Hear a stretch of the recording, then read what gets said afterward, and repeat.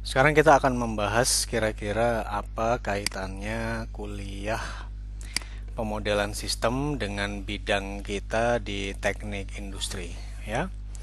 Sekarang kita perlu mendudukkan dulu secara bersama-sama sebetulnya apa itu teknik industri, ya. Nah, yang perlu Anda ingat adalah karakteristik dari jurusan teknik itu pasti melakukan yang disebut sebagai desain atau perancangan. Contohnya, rekan-rekan Anda yang di teknik elektro pasti dia merancang sesuatu, yaitu sistem electrical, sistem tenaga listrik, sistem kontrol, atau katakanlah aspek komputernya atau telekomunikasi. Kemudian teman-teman Anda yang di teknik sipil merancang konstruksi. Teman-teman Anda yang di bidang pertambangan juga pasti merancang sesuatu. Dalam hal ini adalah merancang bagaimana kalau misalnya ada batu bara gitu yang di dalam gunung bisa diambil secara aman. Nomor satu pasti aman. Nomor dua, dia cost efisien, ya. Jadi diambilnya itu tidak mengakibatkan biaya yang terlalu mahal. Karena kalau biaya yang terlalu mahal tentu akan menderita kerugian sehingga aktivitas bisnisnya itu menjadi tidak relevan lagi menurut saya, ya. Nah, kemudian di sini kalau kita lihat sebetulnya lantas kalau jurusan teknik pasti melakukan sebuah desain, kemudian apa yang didesain di jurusan kita di teknik industri? Nah, kalau di teknik industri yang didesainnya adalah sistemnya sendiri. Misalnya berupa sistem produksi, sistem logistik, sistem sumber daya manusia pengelolaannya, dan seterusnya. Ya. Maka orang bilang bahwa kita mungkin melakukan sesuatu yang tidak jelas. Nah, itu harus diluruskan. Kalau tidak jelas, salah. Tapi bahwa kita melakukan sesuatu yang lebih abstrak dari jurusan teknik yang lain, itu betul. Karena yang kita desain adalah sistemnya. Jadi apa? Untuk bisa melakukan desain tersebut, ya. Jadi tidak hanya desain, tapi Anda juga melakukan desain, kemudian perbaikan, instalasi. Nah, kata kuncinya di sini adalah sistem yang terintegrasi. Apapun di sini. Manusia, mesin, material. Makanya salah satu contohnya misalnya sistem logistik atau sistem produksi karena merupakan contoh integrasi dari sistem yang bagus. Ada materialnya, ada barangnya, ada yang akan ditransportasikan dan seterusnya. Gitu ya. Nah, di sini untuk bisa menjadi seorang sarjana teknik industri yang baik, Anda harus memiliki skill set yang komplit. Anda harus memiliki kemampuan di bidang matematika, mengerti kira-kira dia dibangunnya seperti apa. Makanya tidak mengherankan kalau Anda diberikan kuliah proses manufaktur. Anda kemudian diberikan kuliah material teknik. Anda diberikan kuliah rangkaian listrik gitu ya atau otomasi karena memang Anda harus mengetahuinya. Ya. Dan juga mengapa kemudian pada saat kita di kuliah teknik industri ini Anda juga diwajibkan untuk mempelajari kuliah pengantar ekonomi atau juga psikologi industri. Karena kalau kita berbicara manusia, tentu saja tidak terlepas dari hal-hal tersebut atau social science-nya itu, ya. Nah, tujuannya kalau kita ingin melakukan desain, kemudian perbaikan, instalasi dan seterusnya, kita tujuannya ada beberapa hal. Yang satu melakukan evaluasi, begini ya. Yang berikutnya mungkin kita melakukan perbaikan. Kita sudah melakukan evaluasi bahwa sistem kita berada pada status yang seperti ini. Ya. Kemudian keputusan yang berikutnya adalah, mari, kalau kita belum puas terhadap sistem kita sekarang, mari kita lakukan perbaikan. Nah, di dalam jurusan teknik industri tersebut, kemudian banyak sekali bersinggungan dengan yang disebut sebagai pilihan. Ya, ini lagi-lagi saya tarik mundur. Maka tidak mengherankan kalau Anda diberikan kuliah teori probabilitas. Kalau Anda masih ingat, di kuliah-kuliah awal, di teori probabilitas tersebut diberikan permasalahan the basic principle of counting, di mana itu bisa dipakai untuk menghitung ruang sampel.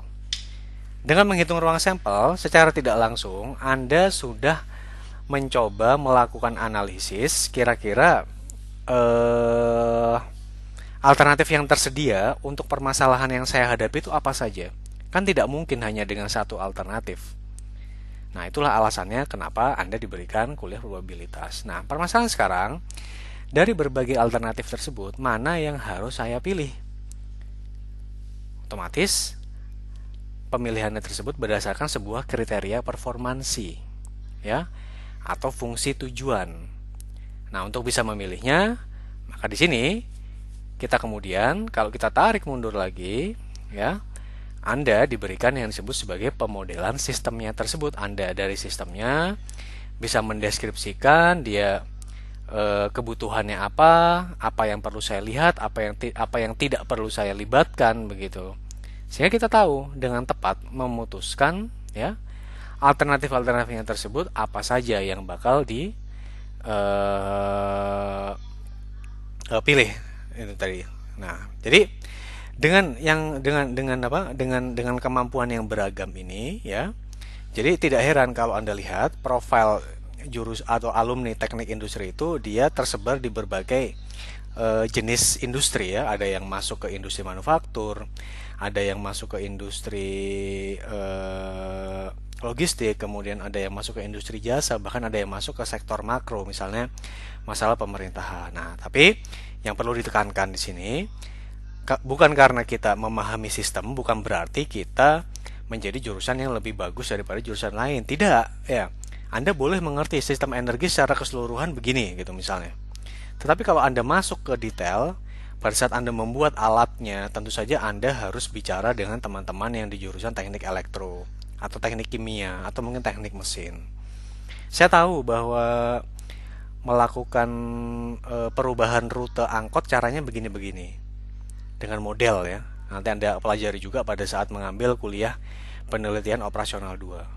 Nah, tapi tetap saja pada saat implementasi membangun sistem jalan rayanya, tetap saja Anda tidak bisa lepas dari teman-teman yang ada di teknik sipil. Ya, jadi bukan berarti karena kita bisa bekerja di variety of business, lantas Anda bisa bilang Anda lebih baik dari jurusan lain. Tidak seperti itu, ya. Oke. Sekarang apa yang dikerjakan di jurusan teknik industri? Ya, tadi pada saat membuat desain, rancangan, menentukan sistem, itu kan kita ada banyak alternatif yang bisa kita pilih, ya. Apakah alternatif 1, apakah alternatif 2, 3, dan seterusnya. Nah, pada dasarnya jurusan teknik industri itu sangat terkait dengan perubahan, ya. Sangat-sangat terkait dengan bagaimana kita membuat sebuah keputusan di dalam sistem yang kompleks, ya. Mengapa sistemnya itu kompleks? Karena tadi saya sampaikan bahwa dia ada berbagai aspek yang ada di situ, ya. Baik dari manusia, mesin, material, dan seterusnya, gitu, ya. Nah, kemudian apa yang dikerjakan tadi? Ada satu mendesain, gitu, misalnya merancang sistem transportasi seperti apa yang bagus, atau kemudian melakukan perencanaan. Kalau Anda misalnya berada pada bagian pengadaan, bagaimana saya merencanakan pengadaan untuk bahan baku saya supaya produksi yang saya lakukan menjadi tidak terlambat begitu. Itu juga merupakan sebuah perencanaan.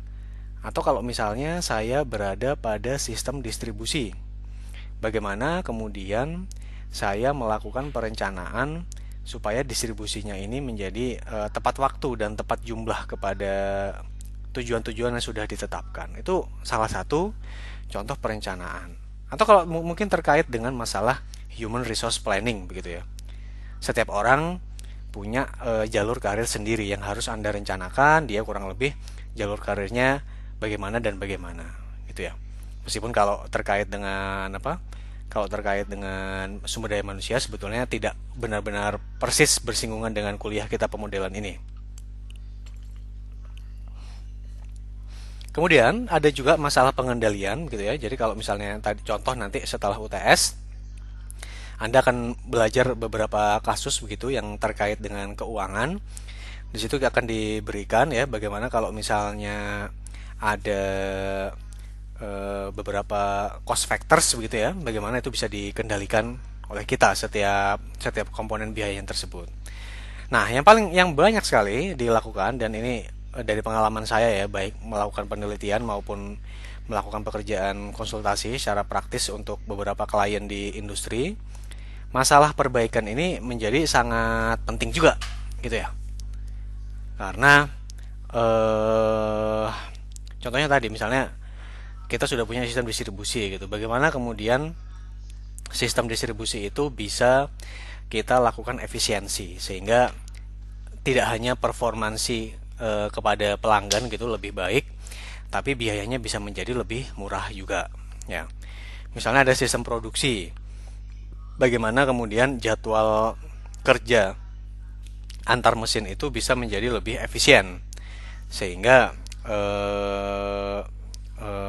mungkin beberapa beberapa mesin kalau lebih efisien mungkin tidak perlu kita perlukan lagi sehingga Anda akan hemat ya, hemat baik biaya modal maupun biaya variabel. Nah, itu adalah tipikal-tipikal permasalahan di teknik industri. Cuma yang tidak boleh Anda lupakan adalah tadi jurusan teknik itu pasti melakukan proses desain atau proses perancangan. Nah, khusus untuk teknik industri yang dirancang adalah sistemnya. Ya. Nah, ini kita lihat di sini kita tampilkan ya beberapa tipikal pertanyaan yang dihadapi oleh seorang sarjana teknik industri. Seperti apa saja kita lihat satu persatu begitu ya. Yang pertama, ya.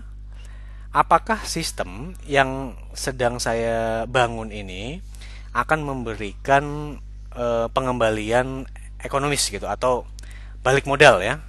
Atau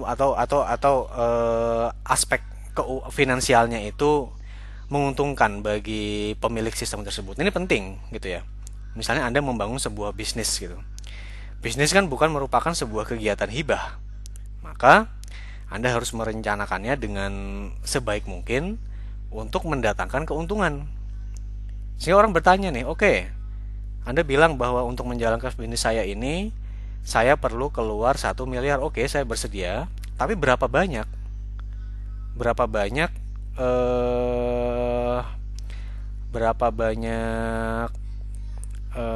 yang berapa lama tuh ya? Atau berapa lama ini bakal kembali modal saya? Kita harus bisa hitung. Kalau kita bisa bikin pemodelannya, maka Anda bisa memberikan jawaban kepada pemilik modal yang membiayai proyek tersebut. Gitu. Nah, kemudian ini juga sering kita hadapi. Misalnya, Anda menjual beberapa produk gitu ya. Atau kalau misalnya katakanlah kita lihat ya, Anda pasti pernah ke McD atau KFC gitu. Kalau Anda lihat kan ada kan produk-produk yang dia tuh sudah discontinue. Misalnya dulu ada produk jenis A, sekarang tidak begitu ya. Mengapa demikian? Mengapa tidak dia teruskan? Lagi-lagi, karena dalam bisnis dia harus mendatangkan keuntungan. Maka harus dicek dong apakah ini cukup signifikan returnnya terhadap modal yang saya keluarkan, terhadap usaha yang sudah saya berikan. Kalau tidak, ya mending tidak saya lanjutkan. Nah, itu cara berpikir dalam konteks bisnis begitu. Kalau secara ekonomis tidak layak lagi, maka saya harus bisa menentukan, nah masalahnya yang mana. Kalau bahkan saya cara menghitungnya saja tidak bisa, saya tidak bisa membayangkan sistemnya.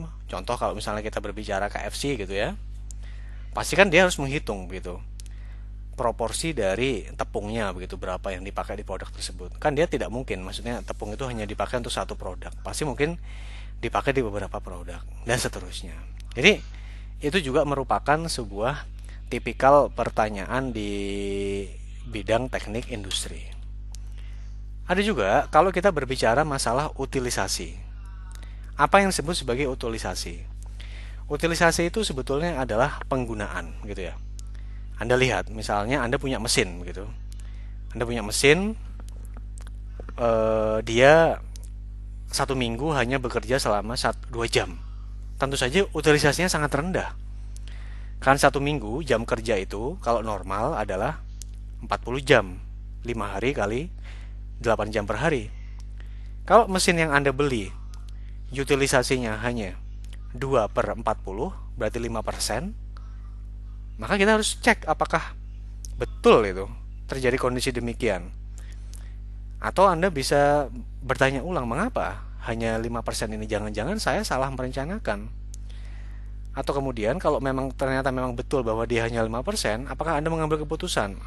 Apakah mungkin untuk mesin yang ini daripada saya menanggung biaya modalnya yang tinggi, mungkin lebih baik kalau saya melakukan outsourcing saja untuk khusus untuk proses pemesinan yang satu ini, daripada saya menanggung biaya modal sedemikian besar ternyata hanya dijalankan selama 2 jam saja selama 1 minggu, ya.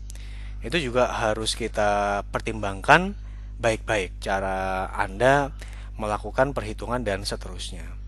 Nah, maka kemudian menjadi dimengerti ya kalau kita berbicara utilisasi. Anda lihat nih sekarang, kalau zaman dahulu ya, OB atau pramukantor, office boy maksud saya, pramukantor itu masih statusnya pegawai negeri kalau di institusi-institusi pemerintahan, dan itu pegawai negeri golongan 1 atau golongan 2, ya. Kalau zaman dulu yang pendidikan SD atau SMP. Nah, tapi sekarang kalau kita lihat OB-OB di kantor kebanyakan sudah, kantor pemerintah maksud saya, sudah merupakan tenaga outsource karena menjadi lebih murah.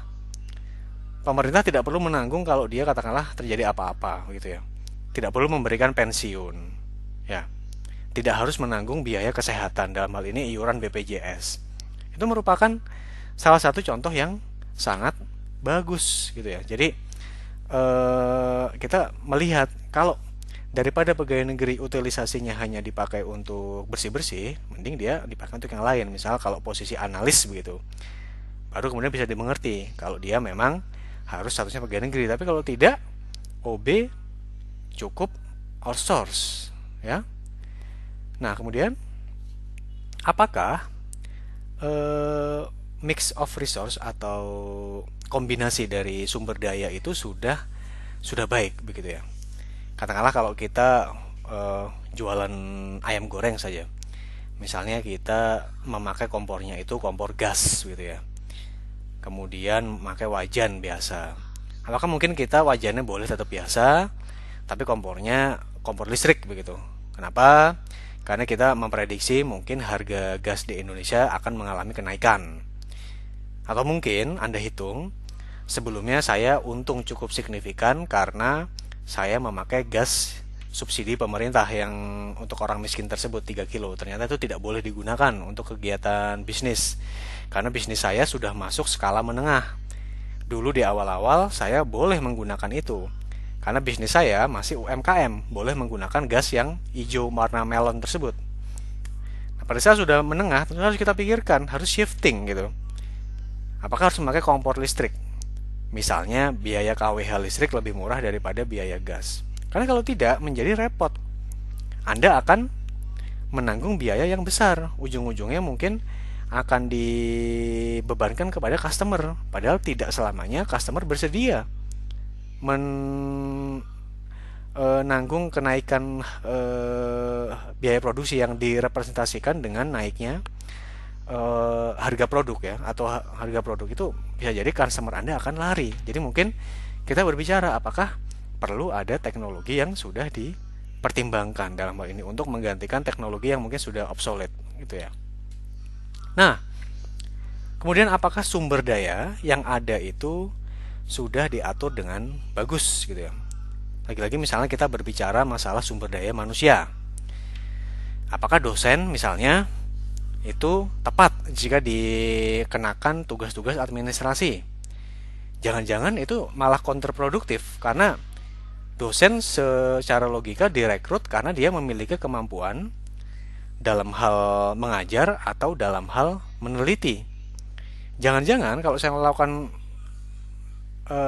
minta mengerjakan administrasi, misalnya akreditasi, kemudian visitasi, bahkan perwalian gitu ya kan. Saya boleh juga saja berpendapat bahwa perwalian itu merupakan hal administratif, karena kalau di luar negeri perwalian sudah tidak ditangani oleh dosen, tetapi ditangani oleh seorang atau beberapa konselor yang memang profesional di bidangnya dan mengerti bidang yang dia tangani. Artinya kalau teknik industri dia mengerti, punya cukup pengetahuan tentang teknik industri. Ya, jangan-jangan itu merupakan sebuah pemborosan sumber daya. Kita harus benar-benar pastikan, ya. Atau misalnya tadi ada mesin gitu, ternyata alokasinya tidak tepat, sehingga apa dampaknya? Dampaknya utilisasinya menjadi tidak maksimal, ya. Nah, kemudian apakah juga harga, kemudian kesepakatan, kemudian waktu pengiriman dari supplier itu sudah sesuai perjanjian? Apakah itu sudah tepat? Ya. Kalau belum tepat ya harus dievaluasi lagi. Karena mengapa? Kalau barang kita tidak datang tepat waktu, kita tidak bisa melakukan produksi secara tepat waktu juga. Sehingga pelanggan akan mengalami kerugian dalam hal ini. Nah, ini merupakan hal yang penting. Jadi, makanya kalau Anda lihat mengapa alumni teknik industri itu banyak yang bekerja di bidang pengadaan, itu karena merupakan ujung dari kegiatan produksi. Atau kalau misalnya bisnisnya bukan merupakan bisnis manufaktur, tetap saja pengadaan itu memegang peranan yang sangat penting gitu ya. Tidak cuma dari masalah dia tersedia untuk melaksanakan sesuatu, tapi kita juga harus memastikan bahwa dia disediakan dalam jumlah yang cukup gitu ya, dalam waktu yang tepat dan seterusnya. Oke. Nah, ini juga yang sangat penting. Oke, sekarang kita perlu mendudukan permasalahan ya. Orang beranggapan bahwa di dalam sebuah bisnis yang penting itu adalah kita menguasai teknologi. Kita menguasai teknologi yang mutakhir, kemudian kita menguasai mesin-mesin yang paling canggih, kita bisa memproduksi secara efisien, kita bisa mengirimkan secepat mungkin. Nah, itu memang betul. Tetapi itu tidak ada artinya kalau produk atau jasa Anda tidak ada yang beli. Makanya yang nomor satu di dalam bisnis yang terpenting itu adalah membangkitkan permintaan atau demand generation. Artinya apa?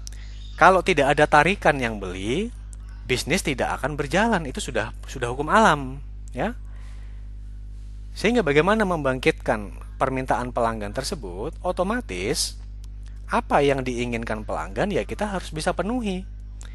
Misal pelanggan ingin speknya A, B, C, Anda hanya bisa penuhi A, B. Itu salah satu yang dibilangnya tidak memenuhi customer needs. Kalau customer needs tidak terpenuhi semuanya, bisa jadi dia akan lari suatu saat dari bisnis kita. Nah, karena tadi contoh ya, mengapa kemudian Indonesia itu menjadi negara yang sangat menarik gitu bagi negara-negara maju. Coba Anda bayangkan, Unilever gitu ya. Unilever kepunyaan Belanda. Belanda kalau dia hanya jualan di Indonesia, mentok-mentok dia hanya bisa menjual untuk 17 juta orang, karena itu sama dengan jumlah penduduknya itu. Dia datang ke Indonesia, berapa ya pasarnya? Kalau Anda ambil sepertiganya saja dari penduduk Indonesia, itu sudah 90 juta jiwa. Hampir ya, hampir 5 kali penduduk Belanda. Bayangkan ya, begitu pentingnya posisi demand tersebut di dalam sebuah bisnis ya. Ini tidak mengherankan kalau negara-negara maju datang ke sini. Begitu pula Jepang gitu ya. Dia mungkin kalau jualan di negaranya sudah jenuh, sudah saturated, apalagi banyak larangan ya. Orang kan tidak bisa membeli mobil kalau tidak punya garasi. Kemudian kalau punya mobil lebih dari satu, pajaknya sangat mahal. Kalaupun punya mobil, dia membayar parkirnya mahal. Bensin di sana juga mahal ya. Bensin di Eropa 1 liternya minimal 20.000. Di sini murah sekali. Saya membeli Pertamax saja hanya 9.000 ya. Maka mengapa kemudian ya, lagi-lagi yang terpenting di dalam sebuah bisnis itu adalah bagaimana kita bisa memenuhi kebutuhan pelanggan tersebut atau meeting customer needs. Anda mau produksinya jempolan, Anda mau teknologinya paling mutakhir, tetapi begitu tidak bisa memenuhi kebutuhan pelanggan, sudah bisa dipastikan industri Anda dalam jangka panjang tidak akan bisa survive, karena ya siapa yang mau beli produk Anda gitu ya. Nomor satu, kita tuh bisa menjual. Kalau sudah ada yang mau beli, baru kita pikirkan cara membuatnya ya. Meskipun ada juga ya yang bisa didorong seperti itu, tapi kalau hukum alamnya kan adalah ada yang mau beli baru kita bikinkan, kira-kira seperti itu ya. Nah, untuk menjawab pertanyaan-pertanyaan yang sifatnya demikian ya, maka di sini ya kita tentu saja harus bisa melibatkan beberapa hal di dalam keputusan kita ya. Yang pertama adalah segala sesuatu itu harus bisa diukur keberhasilannya. Dan salah satu ukuran yang paling universal kalau di dalam bisnis tentu saja dari aspek economics. Dalam hal ini adalah return ya, atau uang. Ya memang betul. Orang pasti kalau kalau menanamkan sebuah modal, dia akan bertanya, tadi saya bilang, ini baliknya berapa cepat begitu. Kalau kalau Anda tidak bisa menjawab ya mungkin dia akan mempertimbangkan, wah jangan-jangan dia saja tidak bisa memodelkan begitu ya. Bagaimana kemudian saya bisa yakin bahwa bahwa uang saya ini akan kembali ya. Nah, kemudian ini yang penting juga. Kita di dalam teknik industri tidak hanya berbicara masalah mesin, tidak hanya masalah material, tidak hanya masalah energi ya. Tetapi yang disebut sumber daya itu adalah mengatur masalah sumber daya manusia juga. Nah, artinya ini saya sering mengutip, saya lupa ya, dari CNN atau CNN rasanya.